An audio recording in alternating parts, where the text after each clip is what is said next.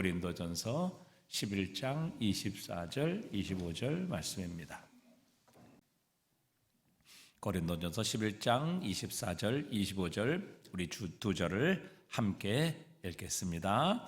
축사하시고 떼어 이르시되 이것은 너희를 위하는 내 몸이니 이것을 행하여 나를 기념하라 하시고 식후에 또한 그와 같이 잔을 가지시고 이르시되 이 잔은 내 피로 세운 새 언약이니 이것을 행하여 마실 때마다 나를 기념하라 하셨으니 아멘. 오늘 우리가 새벽에도 도마의 이야기를 통해서 우리의 삶, 우리의 마음 또 우리의 모든 삶의 열매는 결국 우리의 선택을 통해서 결정된다라는 것을 함께 나누었습니다. 예수님께서 살아계시지 않아서도 아니고 또 예수님의 10명의 제자들이 예수님의 부활 소식을 전하지 않아서도 아닙니다. 도마는 믿지 않기로 선택을 했죠. 그래서 예수님을 다시 만나는 일주일 동안 여전히 어둠과 고통과 두려움 속에 살아갈 수밖에 없었습니다. 왜요? 자기가 불신앙을 선택했기 때문입니다. 우리의 삶의 모든 열매는 우리의 선택의 결과입니다. 내가 지금 여기에 있는 것, 내가 지금 이렇게 사는 것, 내가 지금 이렇게 된 것, 내 마음이 지금 이런 상태인 것 모두 우리의 선택의 결과입니다. 물론 믿음도 하나님의 선물이지만 그러나 우리의 의지나 또 우리의 어떤 것도 이렇게 없이 그저 하나님께서 믿음을 선물로 주셔서 그것을 작동하게 하시는 것이 아니라 하나님께서는 그 믿음을 우리에게 선물로 주시되 우리의 결단을 통해서 또 우리의 의지를 통해서 이 모든 것들을 행해 가시는 겁니다. 그러기에 우리가 절대 다른 사람 원망할 필요 없고 환경을 탓할 필요 없습니다. 왜요? 우리가 어떤 어려운 상황 속에서도 믿음을 선택해서 승리하는 사람이 있는 반면 아무리 좋은 환경, 아무리 좋은 주변의 사람들 속에서도 전혀 다른 잘못된 불신앙을 선택함으로 우리의 인생이 여전히 실패와 절망으로 달려갈 수 있기 때문이죠. 자, 이제 오늘은 우리가 고난주간 특세 마지막 시간 예수 그리스도의 성찬에 대해서 우리 한번 나누는 시간 갖도록 하겠습니다. 우리 이제 오늘 저녁에 예수님의 살과 피를 상징하고 기념하는 성찬식을 하게 될 텐데 도대체 이 성찬의 의미가 무엇인지, 성찬의 유익이 무엇인지 우리가 함께 나누어 보며 이 성찬에 참여하는 시간을 가지려고 합니다. 먼저 이 성찬을 보는 여러 관점이 있습니다. 여러 가지 주장이 있고 또 여러 가지 교리들이 있지만 이 모든 교리들을 세 가지로 나누어 정리할 수 있을 것입니다. 그 첫 번째는 화채설이다라는 것입니다. 주로 이제 캐톨릭에서 성찬을 할 때에 우리가 받는 이 떡과 포도주가 예수 그리스도의 실제 살과 피로 변한다. 그래서 될 화자, 몸체자. 그래서 예수님의 몸이 진짜 그렇게 우리가 대하는 이 떡과 피가 그렇게 실제적인 예수님의 살과 피로 변한다. 그래서 화채설이다. 이렇게 부르고 있습니다. 그러니까 성찬은 단지 주님의 죽음을 기념하는 것이 아니라 주님의 죽으심을 재현하는 것이다. 그렇게 말합니다. 그런데 사실 이것은 성경의 주장과는 모순이 되는 것이죠. 예수님께서는 단번에 죽으시고 부활하셔서 지금 영원히 살고 계십니다. 그리고 그의 백성을 위해 중보하고 계시기 때문이죠. 로마서 6장 10절은 이렇게 말씀하십니다. 그가 죽으심은 죄에 대하여 단번에 죽으시며 그가 살아계심은 하나님께 대하여 살아계심이니. 또 히브리서 7장 27절에도 그는 저 대제사장들이 먼저 자기 죄를 위하고 그 다음에 백성의 죄를 위하여 날마다 제사 드리는 것 같이 할 필요가 없으니 이는 그가 단번에 자기를 드려 이루셨습니다. 즉 예수 그리스도의 죽음과 부활은 단번의 사건이지 계속해서 반복되어 이루어지는 것이 아니라고 성경은 분명히 말씀하십니다. 그러니까 예수 그리스도의 죽으심을 다시 재현한다는 것, 이것은 성경적으로 모순되는 것이죠. 그래서 이제 화채설을 주장하는 이 캐톨릭에서는 예수님의 살을 상징하는 그 떡을 성도들은 만지지 못합니다. 왜? 우리의 죄악된 손으로 감히 거룩한 주님의 몸을 우리가 만지지 못하는 것이지요. 그래서 이제 성당에 가면 성도들이 그 떡을 집어먹는 것이 아니라 어떻게 합니까? 사제가 그 떡을 입에다가 성도들에 넣어줍니다. 왜? 그 거룩한 주님의 살에 죄인의 손이 닿으면 되지 않기 때문에. 그래서 오직 사제만이 그 떡을 가지고 사람들의 성도들의 입에다가 직접 넣어줍니다. 또 피를 상징하는 포도주는 성도들에게 나누어주지 않습니다. 왜냐하면 거룩한 주님의 보혈이기 때문에 죄인이 그 피를 만질 수 없을 뿐만 아니라 만약 그 피를 만지다가 혹은 그 피를 그 잔을 받다가 혹시 이렇게 떨어서 파킨슨병이나 이렇게 떨어가지고 포도주가 쏟아지게 되면 이게 예수님의 보혈을 흘리게 되는 겁니다. 이런 불경한 일은 있어서는 안 된다. 그래서 아예 성도들에게는, 평신도들에게는 포도주를 나눠주지 않습니다. 그래서 오직 사제만이 포도주를 먹을 수 있는 것이죠. 그래서 이 화채설은 예수님의 살과 떡을 우리가 받을 때 실제로 그런 기적이 일어나서 진짜 그 떡이 예수님의 살이 되고 그 포도주가 예수님의 보혈의 피로 바뀌는 기적의 역사가 일어난다. 그래서 그것을 화채설이라 이렇게 부르고 있습니다. 근데 재미있는 사실은 여론조사에 의하면 캐톨릭 신자의 3분의 2는 이것을 안 믿는다고 합니다. 그 다음에 두 번째는 기념설입니다. 이 기념설은 캐톨릭에 반반한 종교개혁자들이 주로 주장을 했습니다. 이 성찬이라는 것은 캐톨릭에서 생각하는 것처럼 그렇게 진짜 예수님의 살과 피로 변화되는 그런 것이 아니다. 또 그 예수님의 살과 피가 예수님의 죽음을 상징하고 그 예수님의 죽음이 성만찬을 통해서 계속 재현된다는 것은 성경적으로 모순되는 것이다. 그래서 이 기념설은 단지 이 성찬이라는 것은 예수 그리스도의 만찬과 죽으심을 기념하고 회상할 뿐이다. 그래서 스위스의 종교개혁자인 쯔윙글리 같은 사람이 이 기념설을 주장했습니다. 우리가 이 성만찬에 참여하는 것은 그리스도의 죽으심과 피 흘리심을 성만찬을 통해 우리가 기념하고 기억할 뿐이지 이 성찬의 어떤 효력이나 실제 예수님의 살과 피로 변하는 이런 기적 같은 것은 결코 일어나지 않는다. 단지 예수님을 기념하는 것뿐이지 이 예수님의 살과 피를 상징하는 것에 어떤 기적적인 영적인 효과가 있는 것은 아니다. 이렇게 주장을 했습니다. 그래서 이 두 번째 설을 가리켜서 기념설이라 이렇게 주장을 합니다. 마지막 세 번째는 영적 임재설입니다. 칼빈 같은 사람은 바로 이 성찬 때에 성찬을 통해서 그리스도 예수의 임재가 친히 우리 가운데 임하게 된다. 그렇게 주장을 했습니다. 빵과 포도주는 예수님의 살과 피로 변하지 않지만 그리스도 예수의 십자가의 죽으심, 부활을 믿음으로 이 성찬에 참여하게 될 때에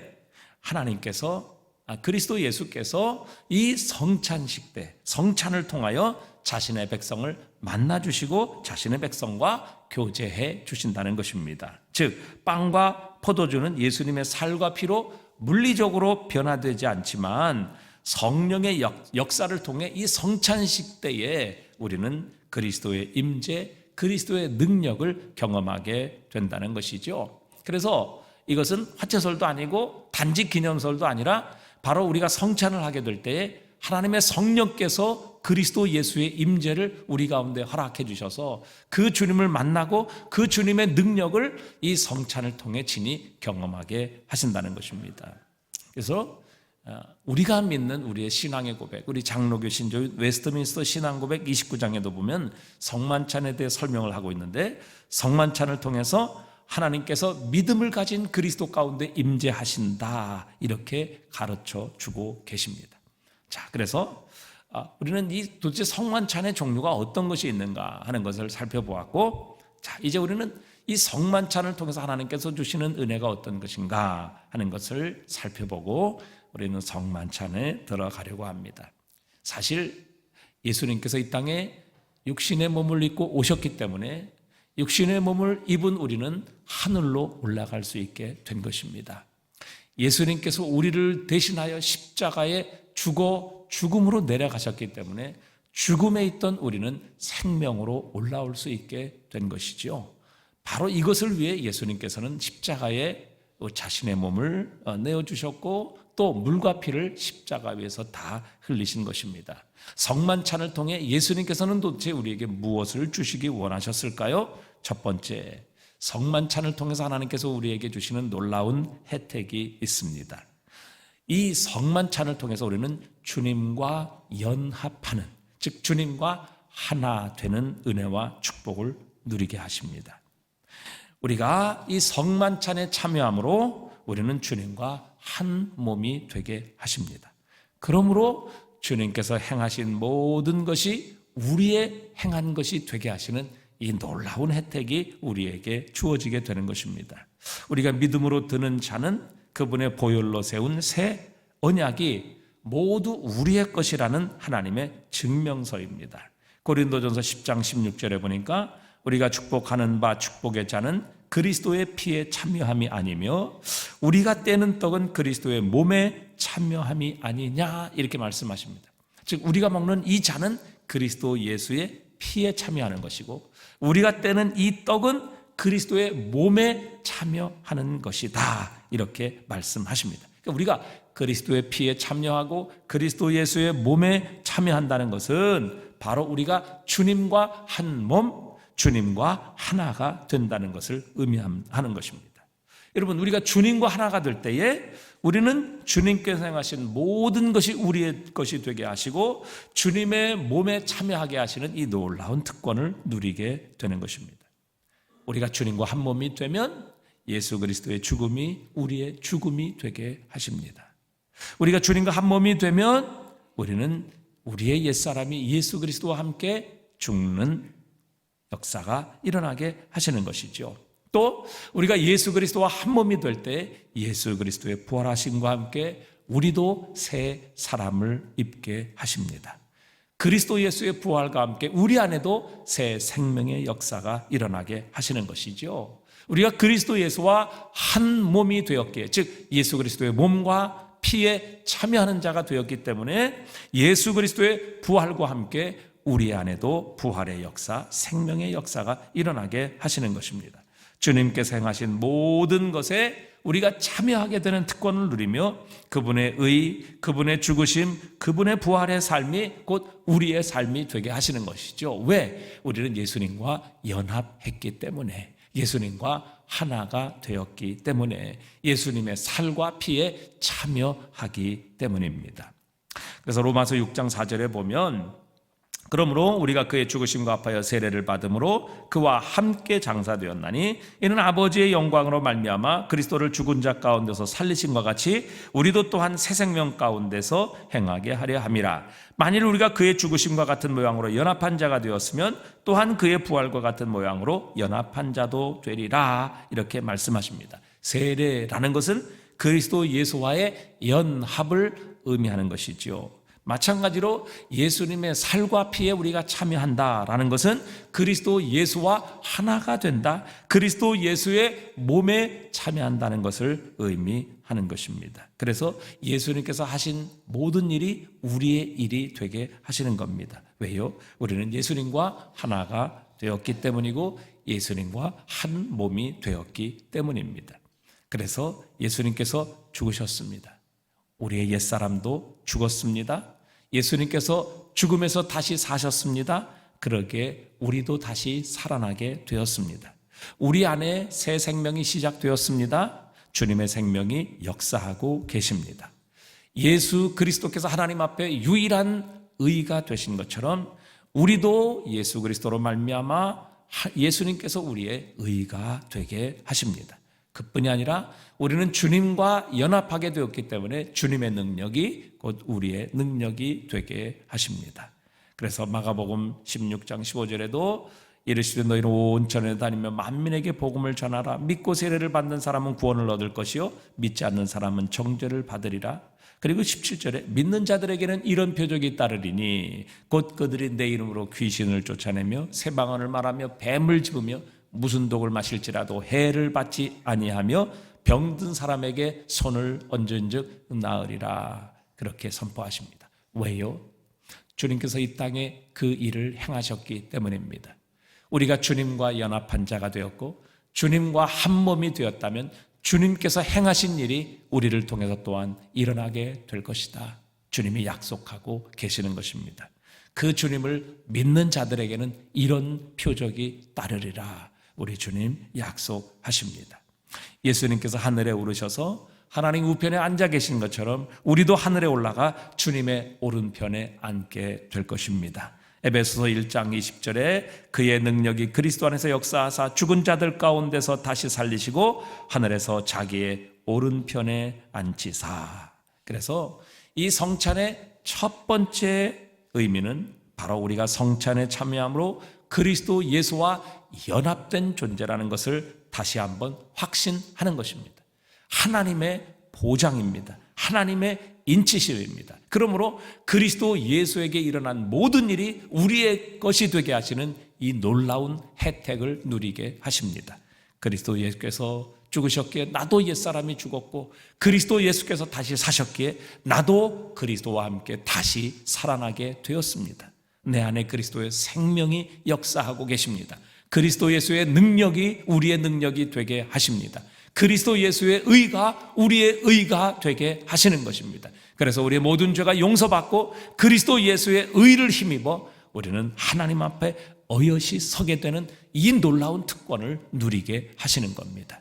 우리는 이 성찬을 통해서 예수 그리스도와 하나가 되었음을, 그분의 살과 그분의 피에 참여함으로 그리스도 예수와 연합되었음을, 그러므로 우리 주님의 모든 사역과 모든 행동과 모든 은혜와 모든 능력이 결국 우리의 것이 되게 하시는 이 혜택을 얻게 되었다는 것을 하나님께서는 이 성찬을 통해 우리에게 인쳐주고 계시는 겁니다. 두 번째, 이 성찬의 의미는 바로 우리에게 양분을 공급하심의 의미를 가지고 있습니다. 즉, 여러분, 이 예수님의 성찬은 음식입니다.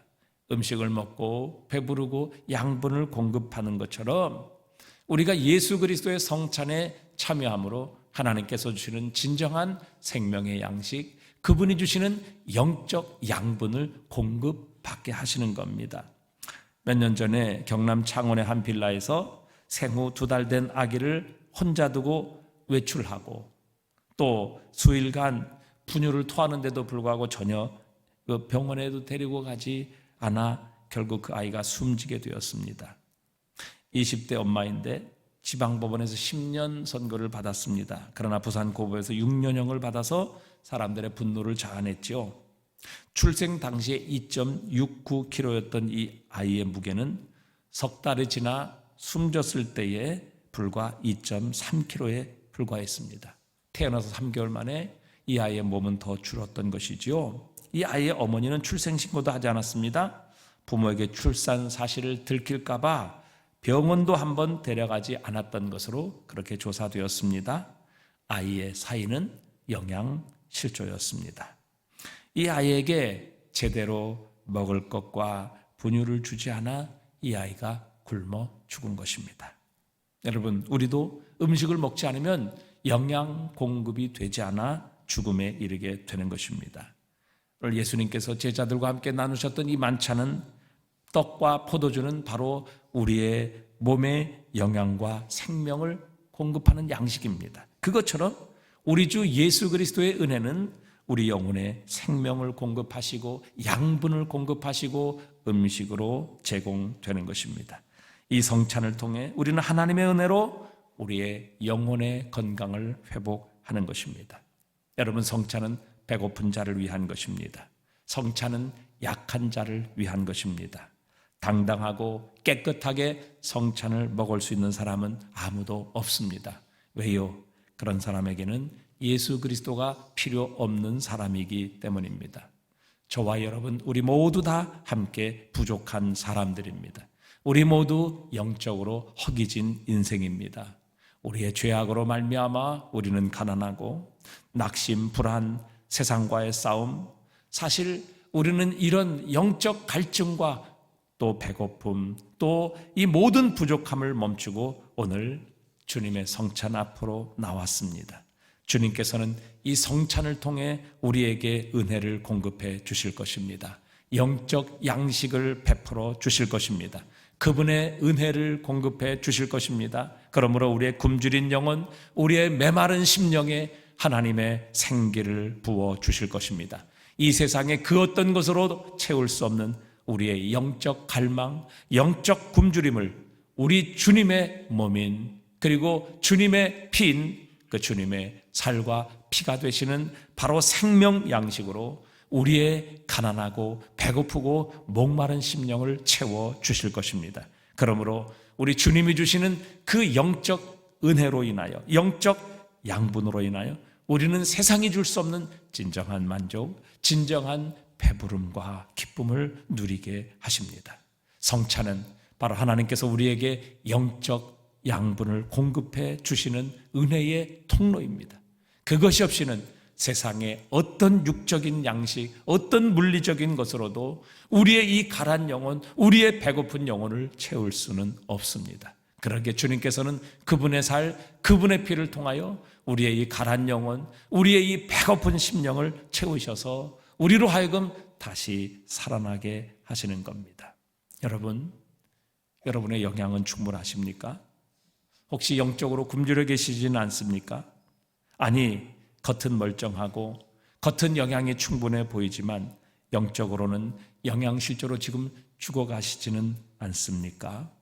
우리가 이 주님의 살과 피를 대하며 주님 은혜를 베풀어 주옵소서. 주님의 은혜가 아니면 다른 세상의 그 어떤 것으로도 우리의 영혼은 결코 살 길이 없습니다. 주님의 은혜만이 나의 영적 생명 양식이며 영적 음료라는 것을 다시 한번 깨닫습니다. 주님, 이 저녁 주님의 살과 피를 통하여 진정한 우리의 영혼이 배부르게 하여 주시옵소서. 우리의 목마르고 가란 이 심령이 다시 한번 주님의 보혈과 주님의 그 몸으로 인하여 살아나고 회복되고 채워지게 하여 주시옵소서. 우리는 이 성찬을 통하여 하나님의 영적 양식을 공급받게 될 것입니다.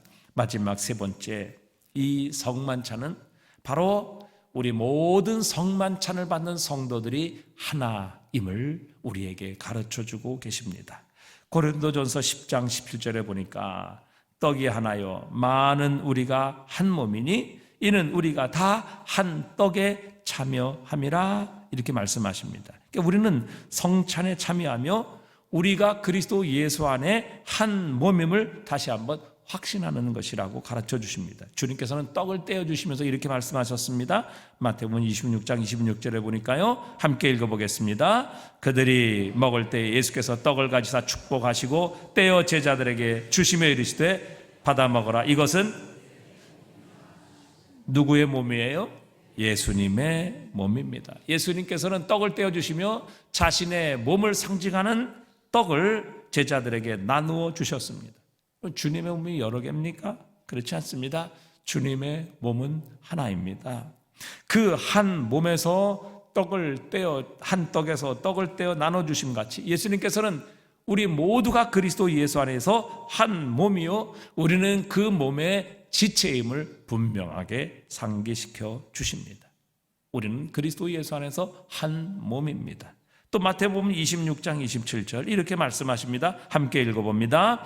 또 잔을 가지사 감사기도 하시고 그들에게 주시며 이르시되 너희가 다 이것을 마시라. 이것은 죄사함을 얻게 하려고 많은 사람을 위하여 흘리는 바 나의 피 곧 언약의 피니라. 아멘. 주님께서는 또한 포도주를 부어주시며 이것은 나의 피, 너희를 위하여 붓는 나의 피, 언약의 피라 이렇게 말씀하셨습니다. 여러분, 우리가 마시는 잔 예수님의 피를 상징합니다. 다른 사람의 피가 아닙니다. 다른 종류의 피도 아닙니다. 예수 그리스도의 몸에서 흐르는 피, 그 예수 그리스도의 몸에서 흘리신 그 피를 상징하는 포도주를 우리는 함께 마시는 것입니다. 여러분, 떡이 우리가 지금 편의상 다 이렇게 미리 나누어서 드리지만, 여러분 사실은 이 성만찬은 한 떡을 떼어서 나누어 줌을 통해서 우리는 그리스도의 한 몸이라는 것, 그리고 그 몸에서 다 떼어져 나간 한 지체라는 것을 주님은 우리에게 분명히 상징하고 계시는 겁니다. 그래서 우리가 예수 그리스도를 우리의 주로 고백하는 사람들, 그래서 이 성찬에 참여하는 모두는 우리가 다 한 피, 즉 그리스도 예수의 피를 마시는 한 몸이며, 또 그리스도 예수의 몸을 다 함께 나누어 받은 그리스도 예수의 한 몸이라는 것을 우리는 분명히 기억하기를 원하시는 겁니다. 여러분, 우리는 한 몸입니다. 우리 안에 그리스도 예수의 피가 흐르고 있습니다. 다른 종류의 피가 흐르는 것이 아닙니다. 예수 그리스도의 피, 또 다른 신의 피, 다른 종류의 피가 흐르는 것이 아니라, 우리가 이 성만찬을 우리가 포도주를 마실 때 우리 모두는 다 예수 그리스도의 보혈 피를 상징하는 포도주를 먹습니다. 그것을 통해 우리 모두에게는 한 분 그리스도 예수의 피가 흐르고 있다는 것을 우리는 함께 확신하고 믿는 것입니다. 그리스도 예수의 몸을 우리가 함께 나누었기에 우리는 모두가 다 그리스도의 몸을 나눈 한 몸이라는 것을 하나님은 이 성만찬을 통해 기억하기를 원하십니다. 우리는 그리스도 예수의 피를 나눈 한 몸입니다. 그리스도 예수의 살을 나눈 한 몸입니다. 그래서 우리는 이 성만찬을 통해서 우리 모두가 하나라는 것을 다시 한번 확신해야 합니다. 여러분, 미움을 버리십시다. 갈등을 내려놓으십시다. 적대적인 관계를 청산하십시다. 용서하십시다. 그리고 화해하십시다. 그리고 사랑하십시다. 왜? 우리는 한 몸이기 때문에, 그리스도 예수의 피를 우리 모두가 가지고 있기 때문에. 성경에서 말하는 사랑은 느낌이나 감정이 아니라고 말씀드렸습니다. 의지입니다. 내가 그런 마음이 들지 않을지라도, 그렇게 사랑할 대상이 아닐지라도 내가 의지를 가지고 사랑하는 것, 이것이 바로 그리스도 예수께서 우리에게 베푸신 사랑이며 우리가 해야 될 사랑임을 주님은 우리에게 가르쳐 주셨습니다. 요한일서 3장 10절입니다. 우리 함께 읽어보겠습니다. 이러므로 하나님의 자녀들과 마귀의 자녀들이 드러나나니 무릇 의를 행하지 아니하는 자나 또는 그 형제를 사랑하지 아니하는 자는 하나님께 속하지 아니하니라. 여러분, 우리가 하나님께 속했다는 것을 무엇으로 증명할 수 있습니까? 그것은 바로 우리가 형제를 사랑하는 것을 통해서 내가 하나님께 속했다라는 것을 증거한다, 증명한다, 이렇게 말씀하십니다. 그 말은 우리가 끝까지 사랑하지 않는다면, 감정적으로 느낌이 아니라 그런 마음이 들지 않고 그런 느낌이 들지 않아도 내가 사랑하겠다는 이 결단과 의지가 우리 속에 나타나지 않는다면, 그런 마음을 갖지 않는다면 우리는 하나님께 속한 자가 아님을 증명하는 것이다, 우리에게 말씀하고 계십니다. 여러분, 우리는 한 몸입니다. 오늘 주님의 살, 주님의 피를 대하며 우리는 그리스도 예수의 몸을 함께 나눈 형제이며 또 그리스도 예수의 피를 나눈 자매라는 것, 그래서 우리는 하나라, 우리는 한 몸이다 라는 것을 꼭 기억하시고, 우리에게 있는 갈등, 미움, 적대적인 관계 모두 용서하시고 화해하시고 그리스도 예수의 사랑으로 하나가 되는 은혜가 있기를 바랍니다. 이런 결단이 우리에게 있어야 합니다. 그것이 곧 우리가 하나님께 속한 자라는 증거이기 때문입니다. 오늘 우리를 위해 흘리신 바 그분의 찢기신 살을 통해 우리가 다시 한번 하나님의 사랑을 확신하십시다. 주님의 임재로 우리의 삶이 다시 한번 회복되는 시간 되시기를 바랍니다. 하나님의 은혜로 하나님의 영적인 양식이 우리에게 충만하게 공급되어 우리의 영혼이 다시 한번 살아나게 하시고 강건해지는 역사가 있기를 원합니다. 그리스도 예수의 살과 피를 대하며 우리가 그리스도 예수의 한 몸이며 한 피를 받아 나눈 형제 자매라는 것을 다시 한번 깨닫고, 우리 모두 그리스도 안에서 하나가 되는, 용서하는, 사랑하기로 결단하는 이 축복의 시간, 이 은혜의 저녁이 되실 수 있기를 주님의 이름으로 축복합니다.